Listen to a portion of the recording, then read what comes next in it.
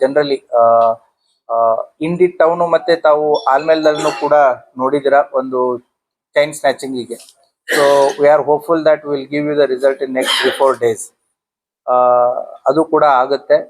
ಆಮೇಲೆ ಸಾರ್ವಜನಿಕರು ಒಂದು ಅಬ್ಸರ್ವ್ ಮಾಡ್ಬೇಕಾಗಿರೋದು ಪೊಲೀಸ್ ಪಾಯಿಂಟ್ ಆಫ್ ವ್ಯೂದಿಂದ ನಾವು ಅವ್ರಿಗೆ ಹೇಳೋದೇನು ಅಂತಂತಂದ್ರೆ, ಅರ್ಲಿ ಮಾರ್ನಿಂಗ್ ಆಗಿರ್ಬೋದು ಅಥವಾ ಈ ರೀತಿ ನಾವು ಇವೆಲ್ಲ ರಾಬ್ರಿ ಅಫೆನ್ಸಸ್ಗಳಲ್ಲಿ ಬರೋರು ಯಾವ ರೀತಿ ಬರ್ತಾರೆ, ಒಂದು ರೀತಿ ಸ್ಪೋರ್ಟ್ಸ್ ಬೈಕ್ ಯುನಿಕಾರ್ನ್ ಆಗಿರ್ಬೋದು, ಪಲ್ಸರ್ ಆಗಿರ್ಬೋದು, KTM ಆಗಿರ್ಬೋದು, ಅವ್ರು ನಾರ್ಮಲ್ ಹೀರೋ ಹೋಂಡಾ ಸ್ಪ್ಲೆಂಡರ್ಗಳಲ್ಲಿ ಬರೋದು ಕಷ್ಟ, ಯಾಕಂದ್ರೆ ಸ್ಪೀಡ್ ಕಡಿಮೆ ಇರುತ್ತೆ.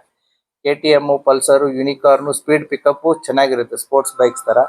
ಮತ್ತೆ ಕೋವಿಡ್ ಮುಗಿದು ಎಷ್ಟೋ ವರ್ಷ ಆಗಿದೆ, ಮಾಸ್ಕ್ಗಳು ಹಾಕೊಳ್ಳೋದು ಕೂಡ ಜನರ ಸಂಖ್ಯೆ ಕಡಿಮೆ. ಹೆಲ್ಮೆಟ್ ಹಾಕೊಂಡ್ರೆ ಅದು ಬೇರೆ.